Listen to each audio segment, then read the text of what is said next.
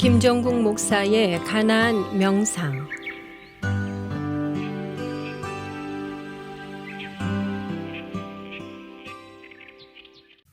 오늘 본문에 보면 바울과 바나바 사이에 예기치 못한 오히려 첨예한 대립이 발생합니다.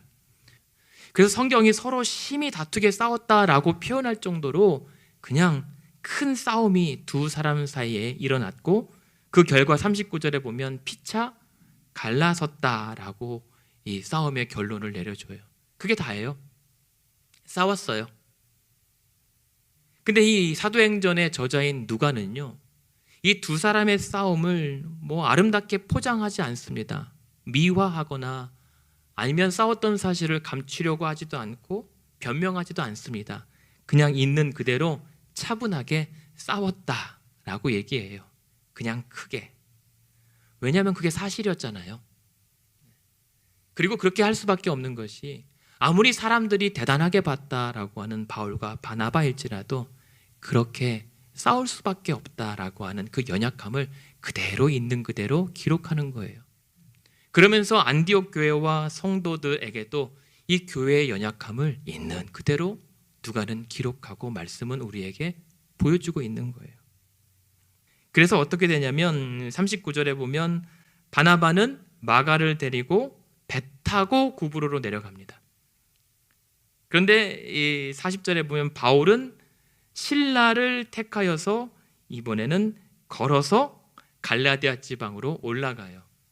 그런데요, 잘 보시면요, 다행히도 이 두 사람이 싸워서 갈라진 것은 교회가 아니었어요. 오히려 그 하나의 사역이 두 개의 사역으로 분화되는 모습을 우리는 보게 됩니다. 한 개였던 주의 일이 두 개의 주의 일로 나뉘어져요. 그리고 선교의 문도 그전에는 한 길만 있었는데 이번에는 바닷길과 육로가 생겨요. 하나 더 루트가 생긴 거예요. 그러면서 그 덕에 일반적으로 사람들이 봤을 땐 그렇게 크게 싸웠으면, 이미 안디옥 교회 성도들도 그렇게 다 알 정도로 봤으면 이게 사단이 나도 보통 사단이 난 게 아니거든요. 이제 끝났다라고 했을 법한데, 오히려 이 싸움의 결론이 반전이 있습니다.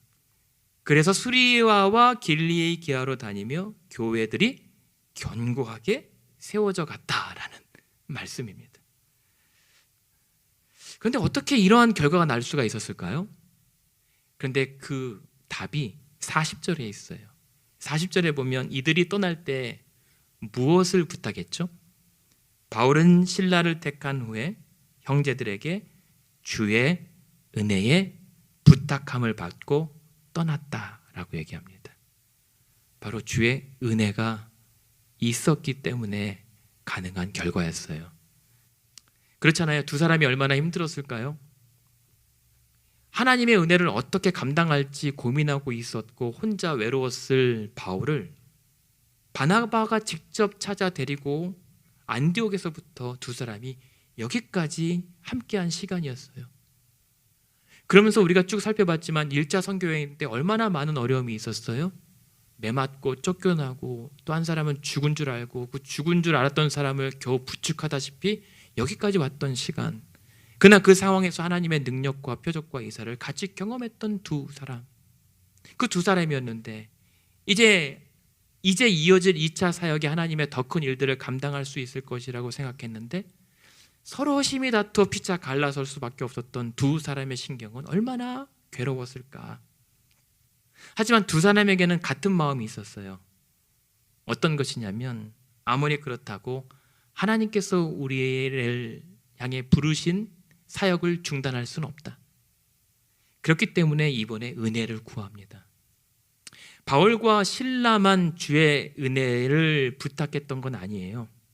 분명 바나바와 마가도 배를 타고 갈 때 그 교회와 성도들에게 우리를 위하여 하나님의 은혜를 빌어달라고 부탁했을 것입니다. 그리고 바울과 실라도 마찬가지였던 거죠. 근데 이번 은혜는요, 사실은 1차 여행을 떠날 때도 하나님 은혜에 자신들을 부탁한 적이 있어요. 그 교회 성도에게. 근데 이번은 좀 다릅니다. 같은 은혜지만 직전까지 자신들의 연약함을 보였던 두 사람, 그리고 이를 다 지켜보며 마음을 조마조마했을 안디옥 교회와 성도들이 이번에 함께 구했던 주의 은혜는 더욱 간절하고 더욱 절실했을 것입니다. 그러고 보니까 오늘까지 되어진 모든 일이 다 하나님 은혜 아니면 안 되었을 것이구나. 그리고 하나님께서 주신 그 은혜도 은혜 없으면 그 은혜도 감당할 수 없는 것이 바로 우리구나라고 하는 자신들을 하나님 앞에 내어드렸을 것 아니겠습니까? 그래서 오늘도 하나님의 은혜가 필요합니다. 다 우리가 노력해서, 그리고 이들이 노력해서 되어진 당연한 결과인 줄 알았는데 나의 나 된 것이, 우리의 우리 된 것이, 오늘의 오늘 된 것이 다 하나님의 은혜였습니다. 그래서 하나님의 은혜가 필요합니다라고 더 간절하게 구하고 부탁했던 장면이 바로 40절에 있는 말씀이란 말입니다. 그리고 그 은혜는 그 당시로 멈추지 않습니다. 그 주의 은혜 덕분에 시간이 한참 흘러서 이들의 어떤 변화가 일어난 줄 아십니까? 바울은 오늘 당신을 절대 이해하지 못합니다라고 했던 그 바나바의 마음을 이해하게 돼요. 그래서 고린도전서 9장 6절에 보시면 바나바는 나의 동역자이다, 내게 없어서는 안 될 귀한 사람이다라고 고백해요. 아니, 바나바에게 고백하지도 않고요, 고린도 교회 성도들에게 없는 바나바를 그렇게 높여줍니다. 그는 귀한 자이다. 그리고 오늘 그렇게 마음껏 무시하고 있잖아요. 마가, 이 사람은 안 된다라고 무시했잖아요. 근데 이 마가요, 골로새서 4장 10절을 나중에 찾아 읽어보시면 이렇게 얘기해요. 나와 함께 갇힌 마가라고 얘기해요. 지금은 절대 동역할 수 없다라고 뿌리쳤던 그 마가와 함께 동역하다가 감옥에 같이 갇혀요. 그러면서도 하는 얘기가, 골로새 교회 성도들에게 이 마가가 당신네 교회와 성도들을 찾아갈 때 이 마가 잘 대접해 줘야 합니다. 귀한 사람입니다 라고 부탁해요. 게다가 심지어 이 바울이 마지막에 죽기 전에 기록한 말씀이 디모데후서거든요. 디모데후서 4장에 보면 이렇게 얘기해요. 마지막에 죽기 전에 보고 싶은 사람들 많이 있을 거 아니에요. 근데 이렇게 얘기해요. 내가 죽기 전에 내가 마가를 한번 꼭 보고 싶다, 마가를 한번 데려와다 라고 부탁합니다. 그가 나의 일에 너무 유익했기 때문에 나는 잊을 수 없다라고 부탁해요. 오늘 마가는 절대 안 된다라고 했던 이 바울이 나중에는 그가 없으면 안 된다라고 그렇게 애절하게 찾았던 관계의 변화가 일어나는 거예요. 반면 자기 때문에 삼촌이랑 바울이 싸워서 둘이 갈라져서 이제 나뉘어졌을 것을 보면서 그것을 알았을 마가는 얼마나 괴로웠을까요? 마가는 지금 한마디도 못하고 있어요. 가운데 자기 때문에. 근데 마가가 어떤 사람인 줄 아십니까? 이래봬도 자기 집에서 예수님께서 마지막 돌아가시기 전에 유월절 만찬을 자기 집에서 했단 말이에요. 어쩌면 자기 방도 내어줬을 거 아니에요. 게다가 맞다면 자기 집에서 오순절 성령 강림 사건을 경험하며 자기도 성령 체험을 했을 거란 말입니다. 그리고 그 이후로도 예루살렘의 많은 제자들이 수시로 자기 집에 모여서 기도할 때마다 자기 집에 왔었던 그것을 보았을 마가였거든요. 보통 신앙의 배경이 아니에요. 그럼에도 불구하고 어쩌면 마가는 이참에 많이 깨어졌을 거예요.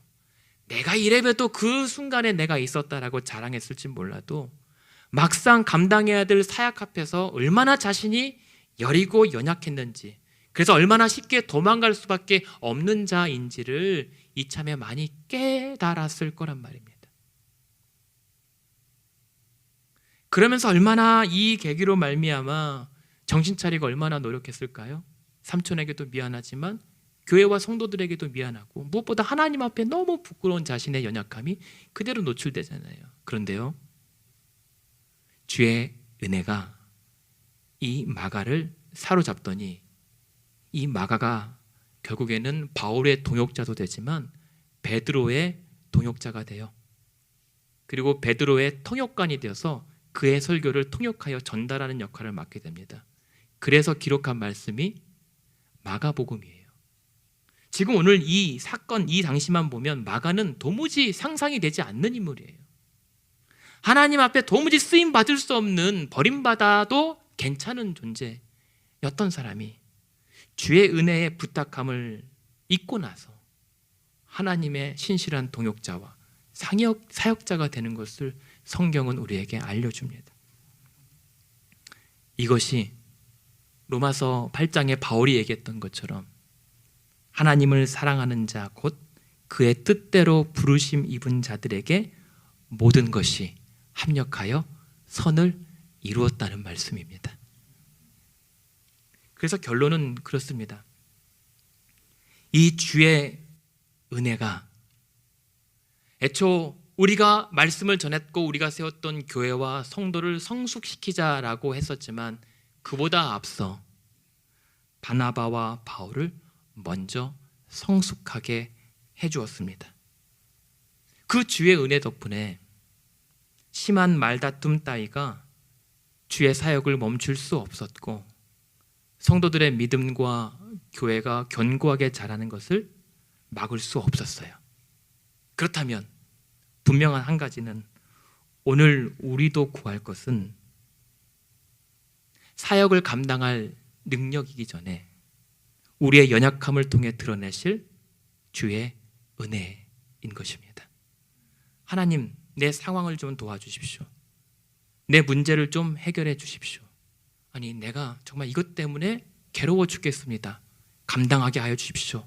라고 하기 전에 하나님, 내 연약한 이 상태를 다시 한번 주의 은혜에 부탁합니다.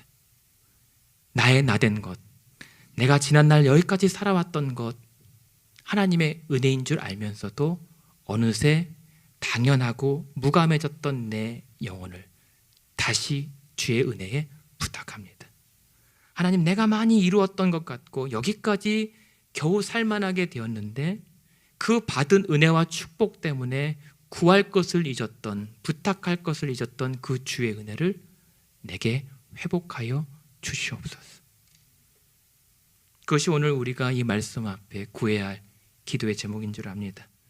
그리고 그러한 간절함으로요, 오늘 예배하는 저와 여러분이 다시 한번 주의 은혜에 나의 삶을 부탁하며 오늘도 하나님께서 부르신 곳으로 다시 가볼 때, 이번 한 주간 어쩌면 여러분들의 연약함의 자리, 실수의 자리, 두려움의 자리가 있을 수 있지만 그 자리가 도리어 그 부탁된 은혜 때문에 더욱 견고하게 되는 여러분의 한 주간의 삶과 우리 교회의 2차 사역 되기를 주님의 이름으로 축원드립니다. 지금까지 가나안 교회를 섬기시는 김정국 목사의 가나안 명상이었습니다. 가나안 교회는 1255 미러키 애비뉴 글렌뷰에 위치해 있으며 주일 예배와 EM 주일학교 청년부 예배가 주일 오전 11시에 있습니다. 월요일부터 목요일까지 새벽 예배가 매일 오전 5시 45분에 있습니다. 화요 기도회는 화요일 오후 8시에 있습니다. 신앙 상담이나 교회에 관한 자세한 문의를 원하시면 전화 224-735-2346번으로 연락하시기 바랍니다.